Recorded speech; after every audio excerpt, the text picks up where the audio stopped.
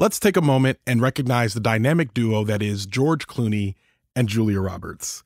Between the two of them, they have 12 Academy Award nominations and 3 wins. They've been active in Hollywood for nearly 5 decades and have starred in such classics as Pretty Woman for Roberts and ER for Clooney. They are beloved individual actors and have incredible chemistry as a pair. In their latest film, they star as bitterly divorced parents who take a trip to Bali to stop their daughter from impulsively marrying a seaweed farmer. These industry titans have punched their ticket to paradise. I'm Ronald Young Jr., and I'm leaving the theater.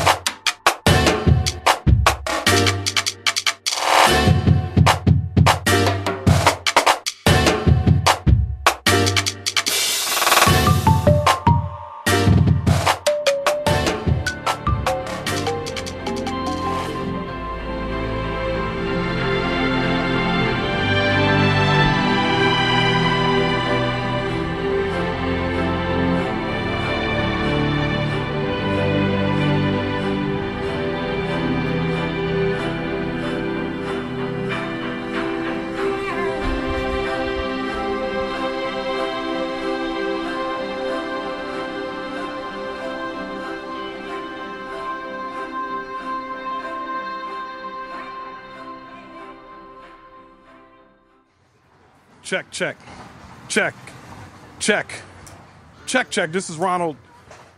All right. This is Ronald, and I am leaving the theater after seeing Ticket to Paradise.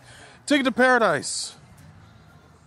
Directed by Al Parker, written by Al Parker and Daniel Pipski, starring George Clooney, Julia Roberts, Kaitlyn Dever, Billie Lourd, Maxime Bouttier, and Lucas Bravo. For a complete cast listing, check the link in our show notes. As usual, I'm not here alone.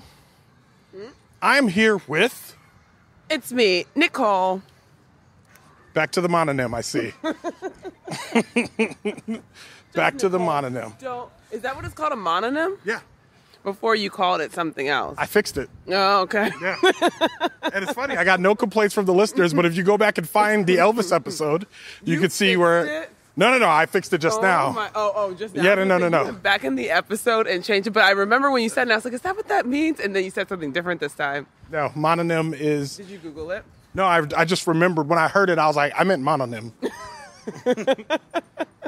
Mononym is a one-name celebrity, like Madonna, Kanye, well, or Ye. Why bring him into this? Yeah, why are we talking about this guy? All right, Ticket to Paradise. This was a movie wherein George Clooney and Julia Roberts go on a bit of a buddy quest to prevent their daughter from making the mistake that they feel they made years ago, as they are divorced and not happy, and their daughter is about to get married in what looks like a very impulsive decision. It's a romantic comedy. It is starring 2 titans. Nic Hill. Mm-hmm. What do you think? No, thank you. No, thank you. If it had been in my house though, and I had some laundry in front of me, or have been doing some meal prep or some cleaning, yes, please. Yeah. But that is not a theater film. So I want to 100% agree with you. This was probably one of the greatest streaming films I have ever seen in my life, by far. The fact that we are standing cold on a street corner talking about this and leaving the theater and not on the couch is wild to me, because this movie would have been #1 on Netflix for weeks. Yes, agreed. Especially right now. Yeah. It's just like, it's the time where Hallmark is gearing up. Like, it's just the perfect time for a movie like this. Yeah. And to release it in theaters was just such a mistake. Yeah, I think I'm starting to recognize that Hollywood is having a problem figuring out where they are and where they're supposed to be. And the truth is, like, this is something where it's a good movie, and I mean, when I say it's a good movie, it's a good enough movie. But to that being said, like if they want us in theaters, I think they've like we've gotten to a place now where we know why we go to the theater. Exactly. Marvel tells us why we go to the theater. But there's other movies. I'm saying, but Marvel leads the way in saying, like, spectacle on big screen. And if I'm going to go sit, I mean, it's a hassle to get to the theater now. We're, like, risking our lives, all of that. And Are we? well, I mean, with COVID. Oh, right. Yeah. Okay. I mean, not necessarily, but like we're saying. I was thinking, like, do you mean, is somebody coming? Like, is somebody after you, Ronald? Is everything okay? No, but like, it's like, it feels like to say, like, to ask me to get up to the theater, I think we really have to start saying, like, what are the merits of a movie that belongs in a theater, i.e., why do I need to be in here? And I'm to the point now where I'm like, if y'all want us to respect the theater window, which people want us to, 100%, and I do. Then like make a movie that's worthy of me being in the theater. Yeah. It kind of reminds me of when music was, we were buying one song and stealing one song because they weren't making good albums anymore. Well, I think a lot about Crazy Rich Asians. Yes. Which is like, that came out in movie theaters, and it should have come out in the movie theaters. Correct. It was like, here's a story that has like a clean arc and compelling characters in a beautiful setting that also isn't just, the setting is kind of a part of the story and not just backdrop. And then I came home and I watched To All the Boys I Loved Before. Yeah. And it was like, yes, tell me this story slowly and episodically at my house. Yeah. And that made sense. And I don't think that I think they thought, we have George Clooney, we have Julia Roberts, that is enough. Yeah. But it's not enough because the story is not George Clooney, Julia Roberts level storytelling. No. It's not even a good Hallmark movie, because I think they made so many mistakes. I'll run through 3 right now off the top of my head. 1, their back and forth when they were supposed to hate each other is not good. You can tell they like each other. That's the thing. Exactly. And you can tell that they're just reciting lines quickly to each other to indicate that they don't like each other by saying it faster and faster. But like a proposal with Sandra Bullock. Yeah. Sandra's so good at that. Or Meg Ryan in every movie where she hates the guy at first. Yeah. What's the one with Tom Hanks? You've Got Mail. You've Got Mail, That, like, disdain. Of course, you have to talk about Harry, but that disdain is like, ooh, that's real disdain. They're like, oh my God, I love you. Isn't it so funny to say this mean thing to my friend? Yeah. That's the not chemistry good. was palpable between the two of them, and that was a problem. And when they were having fun, it's so fun to watch them have fun. But they don't know how to do, they don't have enough, they can't do the angry part to the loving part. That's not good. 2, I know I kept talking about this near the film, that best friend character was so unnecessary. Entirely and useless. Like, what? Like, George Clooney, I would argue, is the main character. He's the one with interiority. He's the one who changes over time. He needs a friend that he did that, like, bar scene where he's, like, reciting the past. You need an adult person, not the drunk friend or whatever she's supposed to be. It's just like, you have no idea how to use the sassy best friend. It seems like they could have used the groom's father for that role, honestly. Exactly. That's what I was thinking. I was like, he needs somebody else who is either...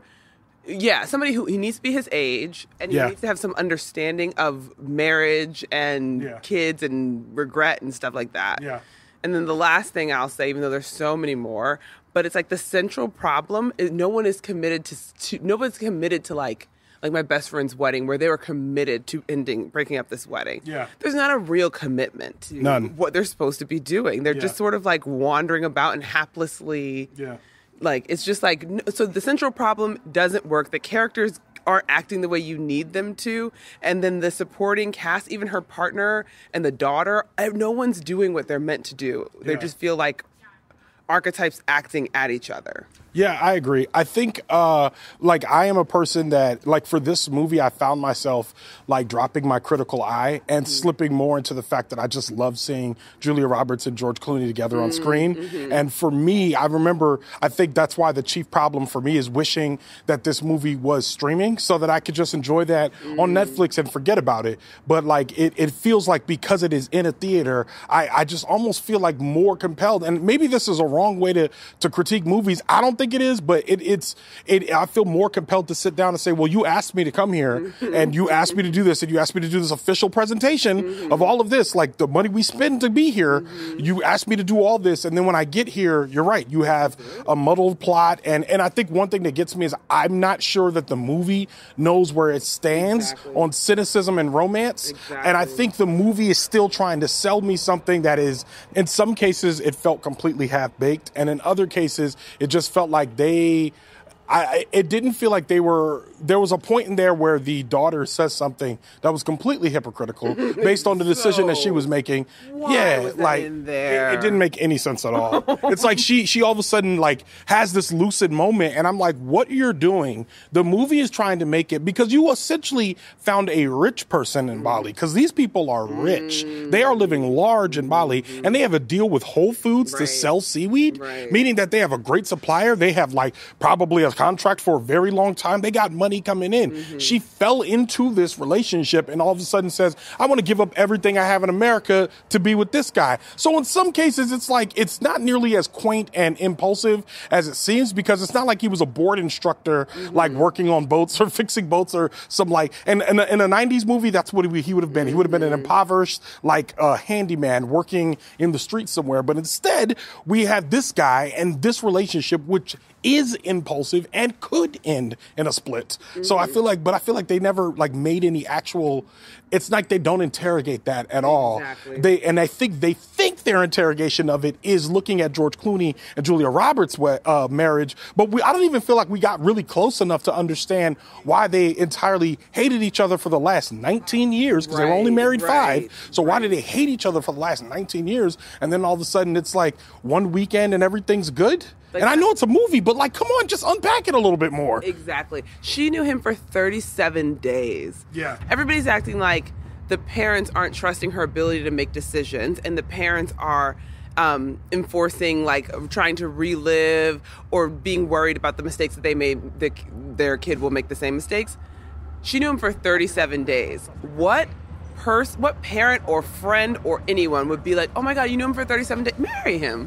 Totally, do it. In a foreign country. In a foreign country. Yeah. And you just got out of college and were about to become a lawyer. Also confused about that. Had the job. Already had the job. I mean, she passed the bar. But, like, you don't go to college to become a lawyer. You go to law school to become a lawyer. Oh, my assumption is in the beginning of the movie, she graduated from law school. That was the whole thing. Because they kept calling it college, and they called it that twice, and they said, you didn't do this for 4 years to then give it up. And it was like, why are you...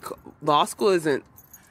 So I got to be honest with you, like, it was obvious that she was graduated from law school to graduation, but you're absolutely correct, because every other take of this was them acting like she had just graduated from regular college and just become a lawyer. So my assumption was y'all did something here. You massaged the script, and one of you guys were like, whatever. She's going to, whatever. She's going to law school. Like doesn't matter. Happened off screen. It feels like they put the law school thing, they had to put that after the college thing, because they said it twice and they specified she'd been in college for 4 years, which is like, what are you talking about? But that's not beside the point. The point is, rom-coms are amazing. I love them. We grew up in the era of the greatest rom-coms. We did.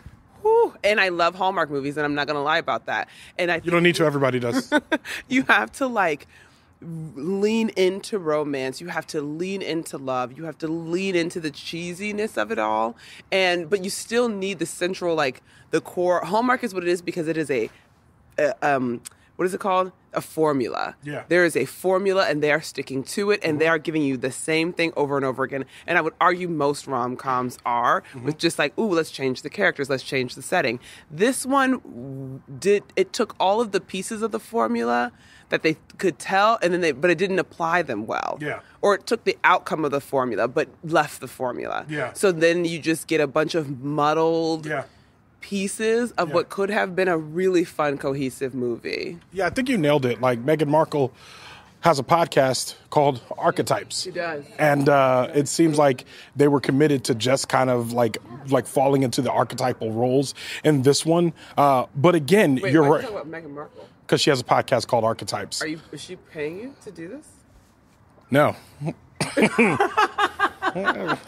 So I just gave Meghan Markle free podcast advertising. To say Archetypes and say she has a podcast. I mean, if you think Archetypes is not going into the show notes for that SEO, then you got another thing coming. That's definitely going in the show notes now. I thought you were gonna be like, and just like Meghan Markle said on her show, rom-coms. You're not gonna do that? No, we need the numbers, okay. So we'll just we'll just drop in the names of like, the Joe Rogan Experience. The Daily. Daily. Yeah. Just like on an episode of The Daily. Right. What else is in the top 10? No. But I think the strongest thing for this movie for me is to say, like, most of our complaints are almost entirely negated, or I care a lot less if I was sitting at home on the couch. I wasn't. I said, all I'm saying is I would care less. I'm not saying I would care. I'm not saying I wouldn't care. Okay, but I'm saying, because think about how many streaming movies you watch that have like a lot of problems and you just end up being like. Not rom-coms. I want excellence. I have to have excellence in all my rom-coms. But even that there's levels to rom-coms, and like the ones, like, you wouldn't put your Hallmark levels on the ones of like the 90s, would you? I would put it right below. Yeah, but like in terms of, I just mean in terms of, like, the difference between, like, Crazy Rich Asians and, like, He Met Her on Christmas. That's all I'm saying. Sure. Okay. Sure. So I'm saying, like, in terms of, like, the rubric by which you grade He Met Her on Christmas, you look at Crazy Rich Asians, when you sat down in that seat, you were like, okay, y'all better do it. Yeah. Not to mention Crazy Rich Asians is working from source material, which automatically gives it an advantage that a lot of other ones don't, but also gives it a disadvantage in that people are going to immediately make that comparison. With all of that in mind, what do you give this movie? What rating out of 5 stars? That's a really tough one. I mean, I would probably give it a 2.9. It's weird. Like, I feel like this was a performance-driven rom-com. And I was there for George Clooney and Julia Roberts the entire time. So it's very hard for me to say that I would never watch this again. I absolutely would. And I'm a sucker for anything set in a tropical setting. So I'll give it 3. So I'm 0.01 above you, but I'm just saying, like, and I mean, our parents, like, our mothers, like, there's a lot of people that are going to like this movie that are just going to, I think so, like, because a lot of them are just going to watch it, and, I mean, when it goes to streaming. Yeah. And my mom would maybe watch it, but then she wouldn't, because here's what's interesting that they did. I love the interrogation of parenting. Yeah. And kind of like, let's look back and like, oh, she did this at your house. She did this at my house. I think she looks like you. Well, I've always that is really interesting. And it's interesting to see how parents have to, I think about the ways my parents who are divorced have had to work together to send the different kids messages, and they don't want to be working together, but they have to. That is a really interesting conversation, actually, but they didn't really get into it or have it in that compelling of a way. And also just the cultural idea.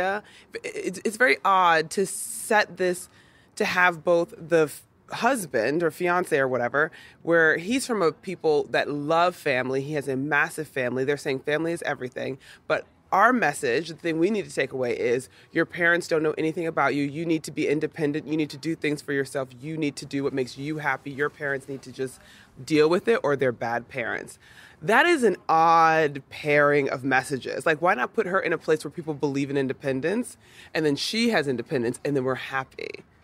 I didn't like the pairing of those two. My mom would hate it, and so would my dad.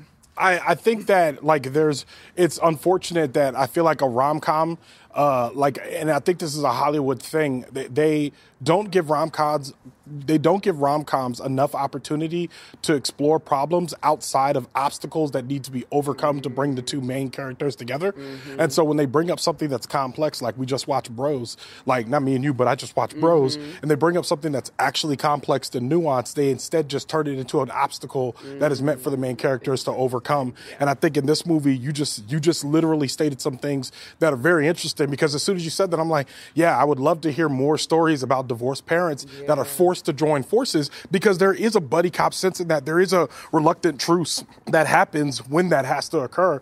But like rom-coms, unfortunately, in 90 minutes, you are not going to have the type of like, I don't know, exposition, background, whatever, to like, you don't have the runway to actually unpack those the way they need to be unpacked. Now, maybe on the show, maybe if this had been Ticket to Paradise the whole first season, and we watched it for like 25 minutes, all on Netflix in a binge, then yeah, maybe. But you're right. Asians, they start to. And I think that's because of, have you read the book? No. Yeah, see, the book has an arc that unfolds under 3 books. You know what I mean? Yeah. So it's like, and when you finally get to where the third book is going, you're like, man, it took a while, but y'all got there. And the best part and the only reason why I say that is because, like, So the arcs that they have, even in the movie, is still a bastardized version of the actual arc. But they had one, so they already had the bones of a good arc there, and they kind of just had to polish it up for us who were sitting in seats.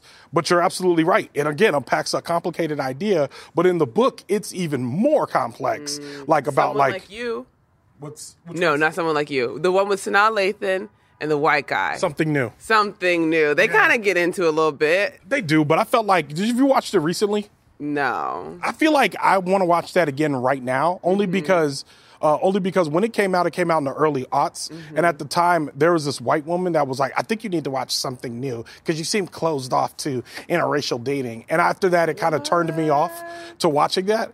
And then I was so good. Well, I watch it. I'm not opposed to watching it. I just didn't like the recommendation of somebody trying to tell me that I need to watch this movie to change my perspectives on what it is, what interracial dating is. But that being said, and with that, also we have to bid farewell. Yeah, we have to bid farewell to Nichole HIll, who this will be her last episode in a while. I mean, she's moving away, so we won't be able to do this regularly anymore. However, if you go over to the Patreon channel, we have something we're cooking up. We haven't talked through the details yet, but we'll get there. Okay. But we have something we're cooking up. If you pay for the Patreon, you'll be able to see that in a more regular way. But in the meantime, I want to say thank you so much for being on the show. Seriously, thank you. And I wish you luck in all of your endeavors, of course. And, you're always welcome to be on Leaving the Theater anytime. There's an open seat for you all the time. That's about it. Do you have any last words for the listener? Do you have any... Wow. Do you have any farewell words for the listener for right now? I just want to say thank you for having me. I did have to bully and fight my way onto this show. That's a lie. It's the greatest honor to be here, especially after the years of hinting and lies. Hinting and lies. hinting. It's lies. Unbelievable. You've been an amazing person to go to the movies with. Thank you. And thank you. Oh, and sorry to that listener that doesn't like it when we do all that talking in the beginning. Yeah, they're going to hate this episode. I always think of you. I'll never forget you. And with that, Leaving the Theater is a production of OhitsBigRon Studios. Thomas Tyra of Bias Studios mixes the show. Thank you, Tom. Show art from Heather Wilder. Theme music from the mysterious Breakmaster Cylinder. For more information about Ticket to Paradise or Nichole HIll, check out our show notes. You can follow me on Twitter, Instagram, and TikTok at OhitsBigRon. That's at OhitsBigRon. You can find out more about this show and other OhitsBigRon Studios shows by following us on Instagram at OhitsBigRon Studios and on Twitter at OhitsBigRon Stew. That's STEW. Leaving the Theater will be back soon. Thanks for listening.